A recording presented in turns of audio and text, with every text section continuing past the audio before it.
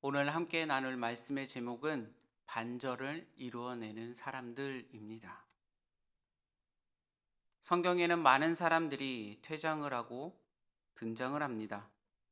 그들의 삶은 어떤 경우는 우리에게 영적인 교훈을 주기도 하고 누군가의 삶은 신앙의 본으로 지금까지 칭송받고 있는가 반면 누군가의 인생은 모델로서 절대 그렇게 살아서는 안 된다는 경고의 메시지로 지금까지 회자가 되기도 합니다. 오늘 본문에는 한 명의 퇴장과 새로운 인물들의 등장을 기록하고 있습니다. 오늘 본문의 말씀인 1절을 우리 다시 한번 함께 읽겠습니다. 사무엘이 죽음에 온 이스라엘 무리가 모여 그를 두고 슬피 울며 라마 그의 집에 그를 장사한지라. 다윗이 일어나 바란 광야로 내려가니라. 오늘 본문에서 퇴장하는 인물은 바로 사무엘입니다. 그는 이스라엘의 마지막 사사로서 선지자의 역할과 제사장의 역할을 지금까지 겸했던 인물이었습니다. 그런 그가 죽음을 맞이하게 되자 온 이스라엘 사람들이 모여 그의 죽음을 애도하며 라마의 집에 있는 그의 집에서 시신을 안장을 합니다. 사무엘은 어려서부터 노년에 이르기까지 신실하게 하나님을 섬긴 사람이었습니다. 사사로서, 선지자로서, 제사장으로서 하나님의 뜻을 이스라엘 백성들에게 전하며 하나님께 속한 사람답게 하나님의 종으로서 사명을 충실하게 감당하였던 사람이었습니다. 하지만 그의 섬김은 하나님께만 국한되어 있던 것이 아니었습니다. 사무엘상 12장 23절의 말씀을 보게 되면 나는 너희를 위하여 기도하기를 쉬는 죄를 여호와 앞에 결탄코 범하지 아니하고 선하고 의로운 길을 너희에게 가르칠 것인지이라고 말씀합니다. 그러니 이스라엘 백성들이 하나님 앞에 선하고 바른 길로 걸어가도록 기도를 그들을 위해 멈추지 않고 언제나 섬겼습니다. 기도를 통해 하나님의 선하심을 인도하심을 구함으로 이스라엘 백성들이 하나님 앞에서 선민다운 모습을 잃지 않도록 끊임없이 돕는 기도자로서의 섬김을 실천하였던 것입니다. 보통 섬김이라는 것은 육체적인 노동을 수반된 섬김으로 떠올리기 마련입니다. 하지만 타인을 위한 기도 또한 섬김입니다. 마음 먹기도 힘들지만 실제로 기도하는 것도 더 어렵다고 말합니다. 기도는 마음과 정신을 집중해야 하는 정신적인 노동인 동시에 온 힘을 다하여 구하는 체력과 또한 그에 따른 육체적 노동이 필요합니다. 그러기에 그 어떠한 섬김보다 타인을 위한 기도의 사역은 사람을 향한 귀한 섬김이라고 말하기도 합니다. 그런 사무엘의 섬김을 뼛속 깊이 알고 있었던 이스라엘 백성들이었기에 그의 죽음 앞에 가슴을 치며 슬피하였던 것입니다. 이처럼 하나님을 섬기는 사람은 반드시 사람을 위해 그 사람이 하나님 앞에 선하고 바른 길로 걸어가도록 또한 기도로 섬기는 사람임을 우리는 사무엘을 통해 알 수 있습니다. 그리고 사무엘은 가르침을 통해 사람들을 섬기던 사람이기도 하였습니다. 하나님의 뜻을 이스라엘 백성들에게 가르침으로 악하고 어그러진 길로 향하는 그들의 발걸음을 끊임없이 선하고 바른 길로 가도록 돕고 가르침의 섬김도 그는 하였습니다. 이렇게 사무엘의 인생은 사무엘상 25장 첫 절에서 마무리되면서 그 뒤로 전혀 생각지 못한 사건이 전개가 됩니다. 다윗이 사울에게 쫓기는 와중에 슬픈 소식을 들었습니다. 다윗에게 기름을 부은 사무엘이 하나님의 부르심을 받았다는 소식을 듣고 본문 말씀은 사무엘의 죽음을 구체적으로 자세히 설명을 하지 않습니다. 하나님 앞에 살다가 하나님께로 돌아가는 인생을 담담하게 전할 뿐이었습니다. 다만 사무엘의 그 귀한 일들이 기록되어 있기에 많은 이스라엘 백성들은 사무엘의 죽음을 깊이 애통하고 있었습니다. 다윗은 그의 장래에 갈 수 없었습니다. 자신의 목숨을 부지하기 위해 다시 바른 광야로 내려가야만 했습니다. 지금까지의 말씀 속에서는 다윗과 사울의 팽팽한 긴장 관계가 계속 나오는 가운데 잠시 새로운 인물이 등장하게 됩니다. 마온이라는 곳에 살고 있었던 나발과 아비게일에 관한 말씀입니다. 나발이라는 사람은 굉장히 부자였다고 전하고 있습니다. 이 사람은 갈멜에 목장을 가지고 있었는데 양떼가 3,000마리, 염소가 1,000마리. 그러나 갈렙 족속이었던 그는 매우 고집이 세고 포악한 성격을 가지고 있다고 성경은 말합니다. 그러나 반대로 그의 아내 아비게일은 그녀는 총명하고 용모가 아름다운 사람이었다고 전하고 있습니다. 부부가 정말 정반대의 모습을 가지고 있습니다. 나발은 갈멜 목장에서 양털을 깎고 있다는 소식을 다윗이 듣고 갈멜에 가서 도움을 청하기로 결심을 합니다. 다윗은 자신의 부하 중 젊은이 10명을 뽑아 나발에게 보냅니다. 그리고 이와 같이 요청하고 부탁을 하게 됩니다. 그 말씀이 6절과 8절에서 이어지는데 세 번역으로 함께 보게 되면 만수무강을 빕니다. 어른도 평안하고 집안도 모두 평안하길 바랍니다. 어른의 모든 소유를 번창하고 지금 일꾼들을 데리고 양털을 깎고 계시다는 소식을 듣게 들었습니다. 어른의 목자들이 우리와 함께 있었는데 우리는 그들을 괴롭힌 적이 없었고 그들이 갈멜에 있는 동안 양 한 마리도 잃은 것이 없었다고 말하면서 일꾼들에게 물어보시면 그들이 사실대로 말할 것입니다. 그리고 우리들이 잔치를 벌이기 좋은 날에 어른을 찾아뵈었으니 제가 보내는 젊은이들을 너그럽게 보이시고 우리에게 그리고 부족한 것 없이 먹을 것을 보내주시옵소서라고 이야기를 합니다. 다윗은 간곡한 마음으로 나발에게 요청하고 있습니다. 다윗은 지금 사울에게 쫓기고 있는 가운데 600명이나 되는 사람들과 함께 그 힘겨운 시간을 버티고 있었습니다.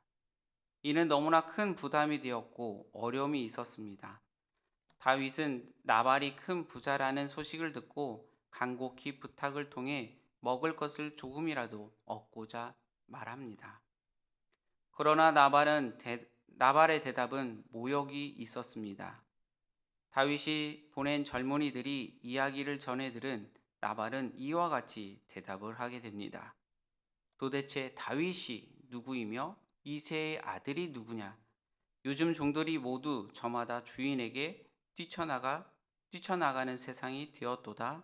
그런데 내가 어찌 빵이나 물이나 양털 깎은 일꾼들에게 주려고 잡은 짐승의 고기를 가져다가 어디서 왔는지도 모르는 자에게 내가 주겠느냐라고 이야기를 합니다.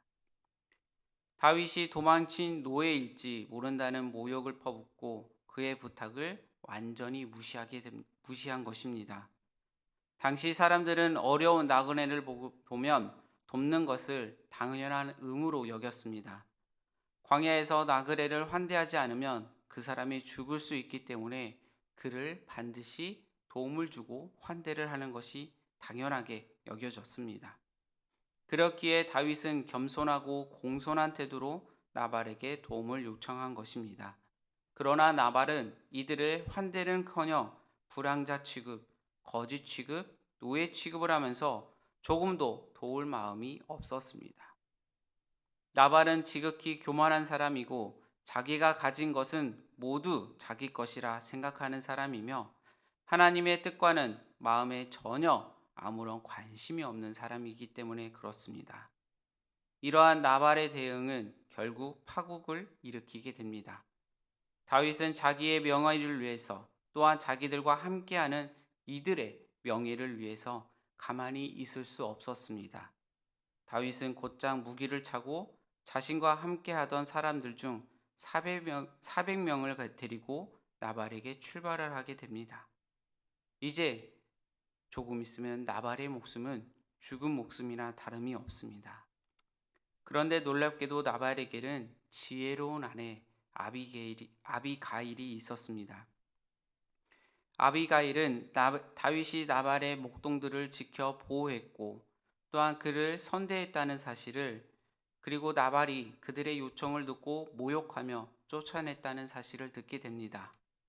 그리고 그 모욕에 분노한 다윗이 군대를 이끌고 내려온다는 소식을 함께 들었습니다. 아비가일은 즉시 음식을 준비하였습니다.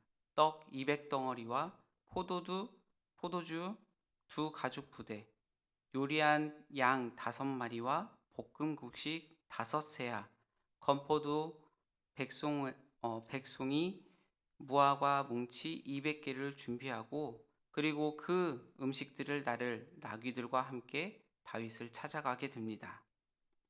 아비가일은 이 모든 것을 나발에게 말하지 말라고 당부하고 직접 다윗을 만나 문제를 해결하기 위해 다윗에게 향합니다. 다윗을 만난 아비가일은 꼼꼼하게 챙기지 못한 자신에게 죄가 있고, 나발은 어리석은 사람이니 이해해 달라고, 다윗은 하나님께서 함께 하시고 위대한 장군이며 왕이라고, 이렇게 원수를 갚는 것이 장군께 좋은 일이 아니라고 차근차근 설명을 하게 됩니다.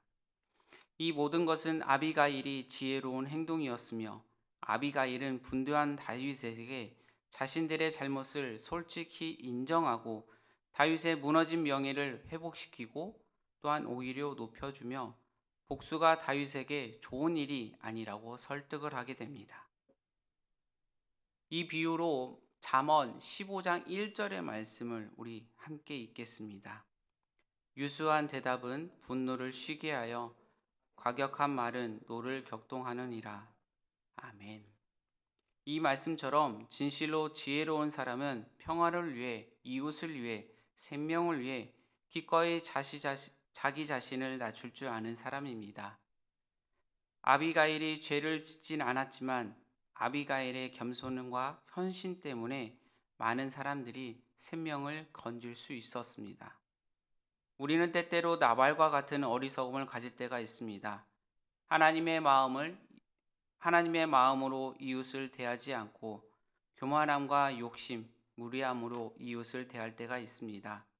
내가 가진 것으로 나의 것으로 착각을 하고 다른 사람을 나의 기준으로 낮추어 생각할 때가 있다는 것입니다.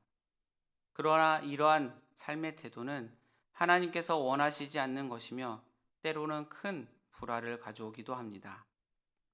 우리는 우리의 이웃을 대할 때 늘 겸손함과 온유함, 사랑과 환대를 대해야 할 것입니다. 아브라함은 그렇게 손님을 대접하다가 하나님을 대접하는 은혜를 누렸습니다. 오늘 나발이 그러한 태도를 가졌다면 훗날 왕의 목숨을 살려준 이로써 큰 포상을 받았을 것입니다. 예수님께서는 아주 작은 사람을 자신과 같이 대하라고 하셨습니다. 오늘 하루를 시작하며 이러한 태도, 이러한 삶의 모습을 갖추는 여러분들이 되시기 바랍니다. 나의 이러한 모습으로 내 가족들과 이웃에게 선한 영향력을 줄 수 있기 바랍니다. 예수님의 사랑을 나눌 수 있는 사람이 되시기 바랍니다. 우리가 그렇게 살아갈 때 하나님께서는 기뻐하실 것입니다. 오늘의 말씀은 크게 두 가지의 사람을 우리들에게 말씀해 주십니다. 하나는 자기의 것을 자기 것으로 생각하며 모든 것을 누리는 사람과, 또한 그 속에서도 지혜롭게 그 상황을 대처하는 사람을 보게 됩니다. 그 말씀 속에서 우리가 갖춰야 될 것은 우리의 것을 누리기보다는 우리의 것을 다른 이들과 함께 나누며 그들과 함께 더불어 나의 것을 함께 나누고 쓰는 아비가일의 모습처럼 지혜로운 삶으로 오늘 하루 승리하시는 여러분들이 되시기 바랍니다. 기도하시겠습니다. 사랑의 하나님, 입술로는 하나님을 섬기는 사람이라고 하면서 실상은 나만 섬기는 이기적인 인간임을 이 시간 고백합니다. 하나님, 이런 저희들을 긍휼히 여겨 주시고 용서하여 주시옵소서. 또한 은혜를 베푸사 타인을 위해 기도하는 기도의 섬김으로, 더 나아가 나보다 남을 존중하며 섬김으로 하나님을 존중하고 섬기는 사람의 사람으로 입증해내는 저희들이 되게 하여 주시옵소서. 오늘 하루 시간을 주님께 맡깁니다. 함께하여 주시고 인도하여 주시옵소서.